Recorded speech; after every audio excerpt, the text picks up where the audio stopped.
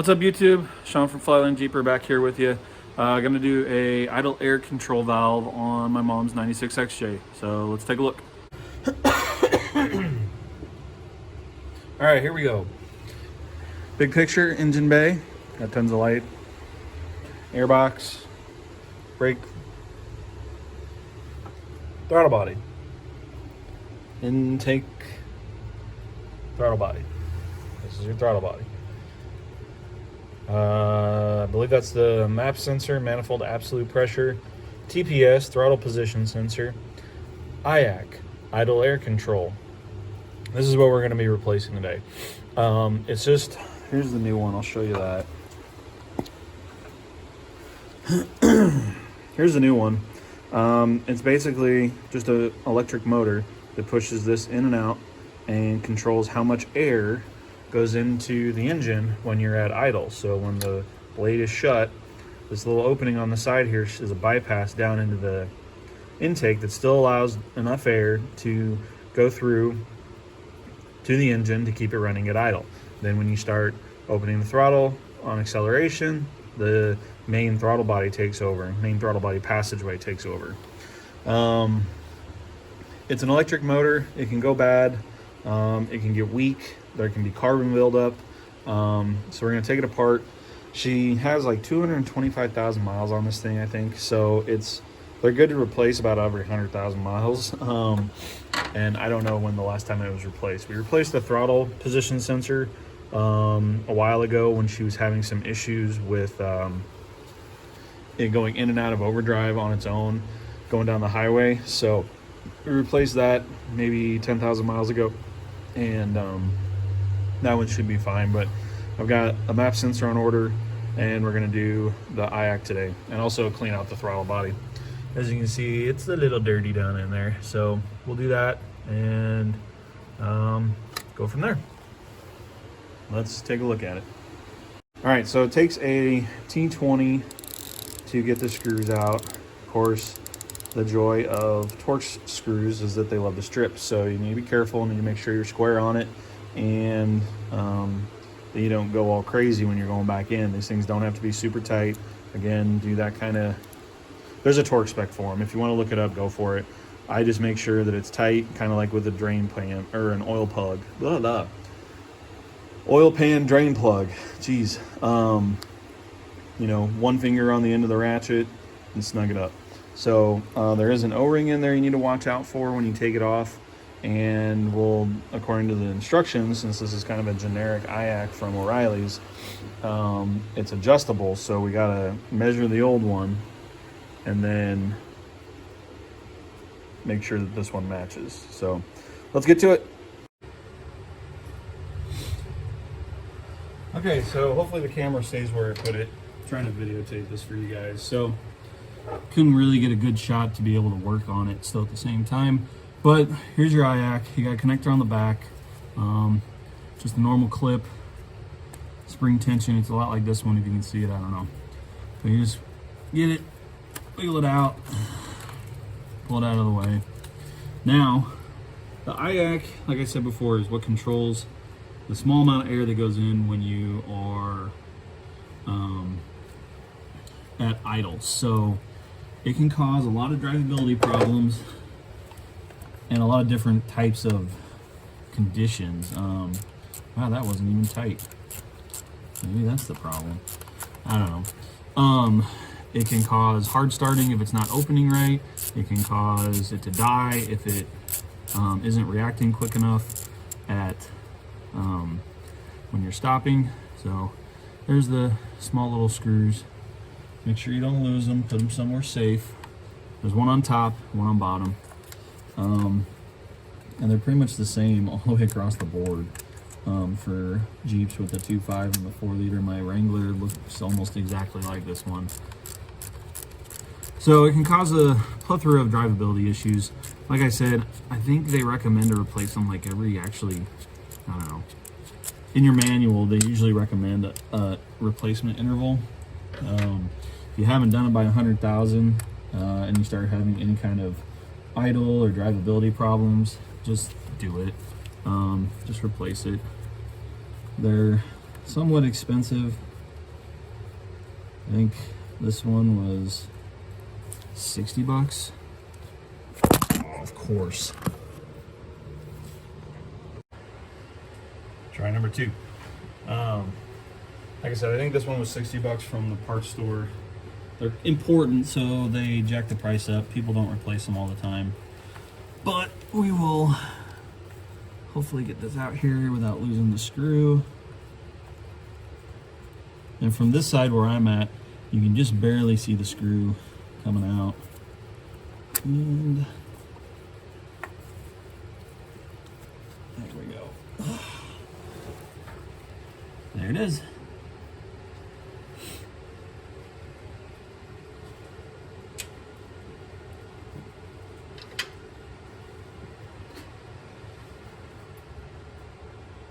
Voila, old.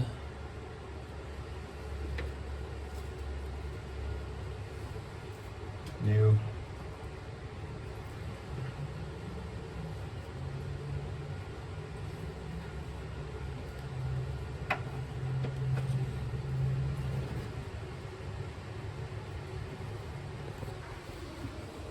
All right, so here we go. Old, new. You can see the length is different.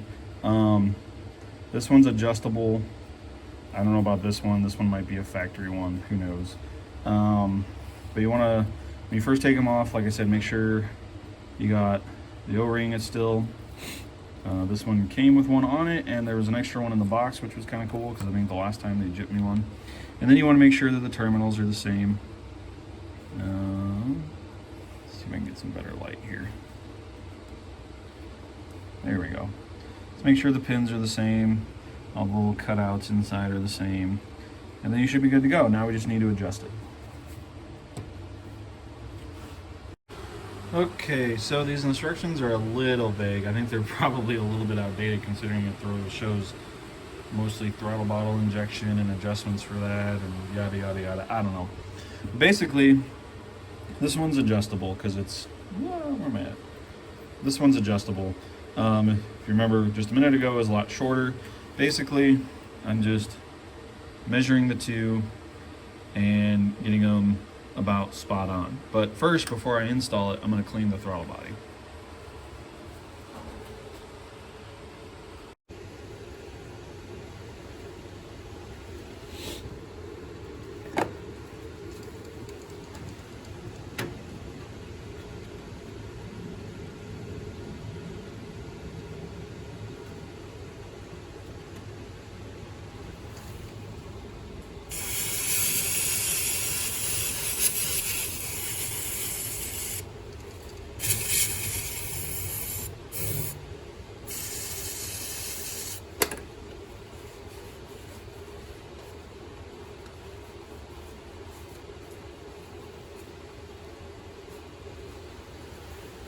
So I'm just using some Mopar throttle body intake cleaner that I had laying around from when I used to work at the dealership.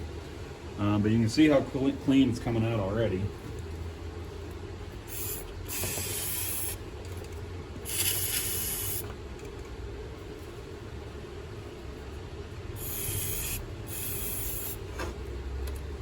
This stuff's pretty caustic, so probably want to make sure you got plenty of ventilation, wearing eye protection, gloves, all that good stuff.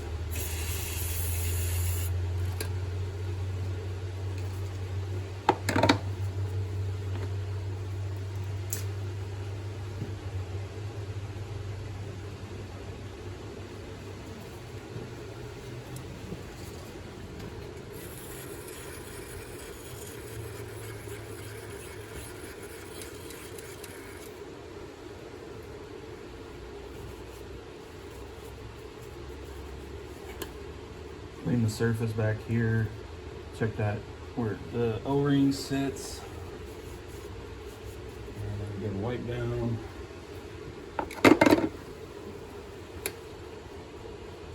And then get down inside there.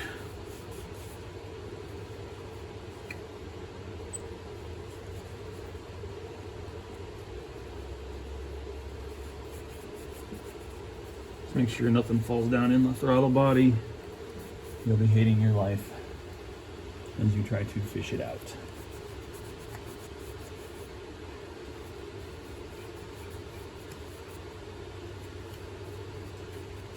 Now when you start the car back up, after you've done all this, it's gonna smoke like crazy. You just dump a whole bunch of crap into the intake and it's gonna go through the engine and burn it. Now I'd recommend you do this and actually go drive it so it'll get stuff cleaned out. Also, you don't want this stuff sitting in your cat because it can cause problems. It can plug it up, especially if it's older.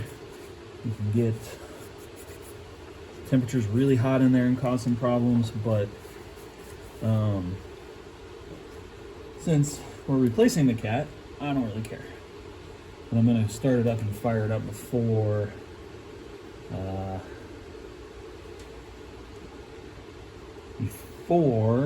we replace the cat, so then I'm not sending all that crap through there. So I'm going to fire it up and let it smoke itself out, and then replace the cat when that part shows up. Yeah, that's all the crap I just pulled out of the IAC hole. Hopefully you guys can see all that.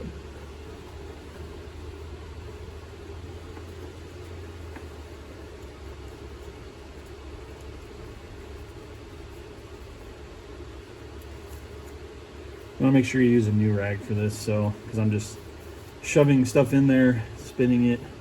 You don't want any pieces to be left behind, any big pieces. Little fibers aren't going to hurt it. The engine's going to just burn that off. Yeah, look at all that.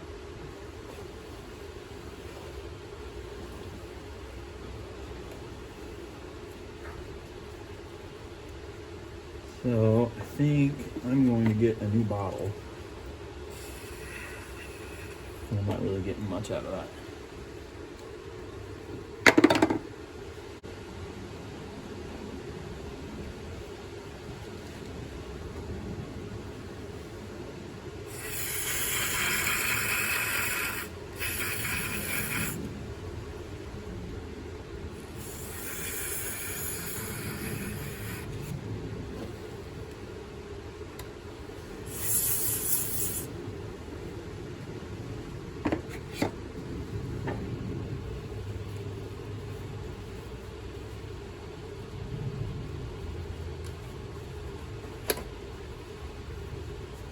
I'm sure everybody's got their own method. If you got a better way to do this or tips to help me down the road, leave a comment down below, and I'll check it out on the next time I do one of these.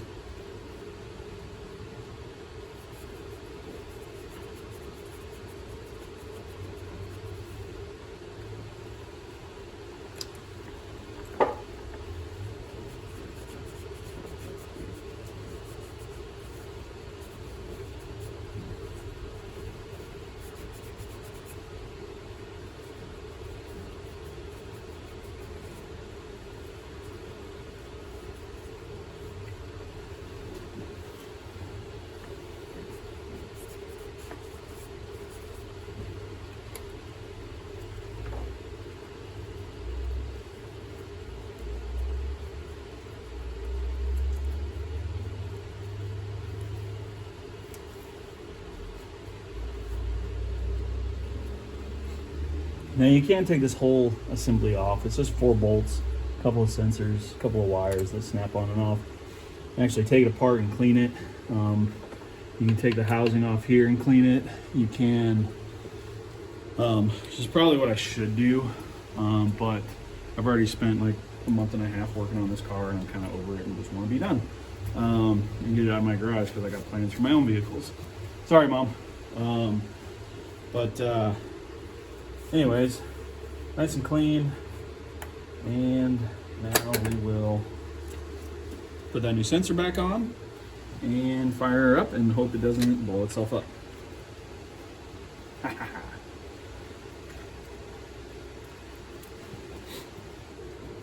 Just remember which way the electrical connector was going beforehand and do the same way. It seats in there good.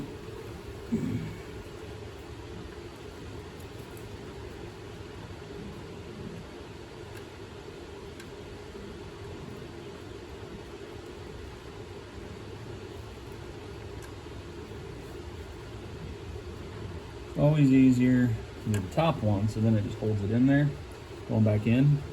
And then the bottom one, you can fish down in there, maybe.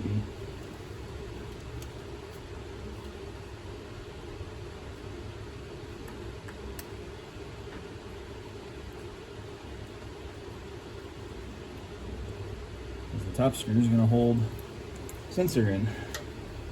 Same thing with coming out, unless you want to do it the way I did it. Kind of dealer's choice on that.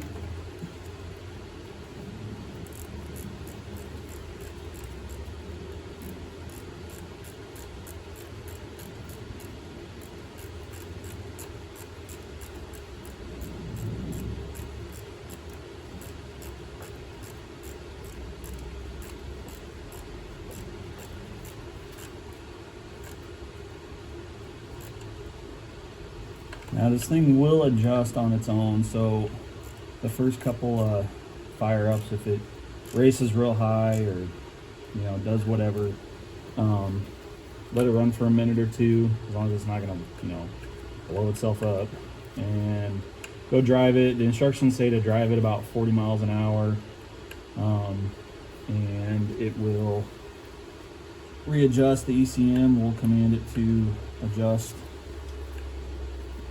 and it basically just self-adjusts. You just have to kind of preset that first initial setting, and then why are you not going in? It'll self-adjust after that. There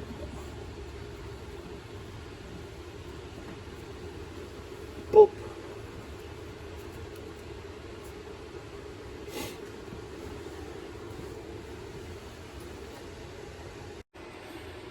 All right, so that's it, guys. That's replacing the IAC. Pretty simple, straightforward, as long as you got that T20 and a small ratchet.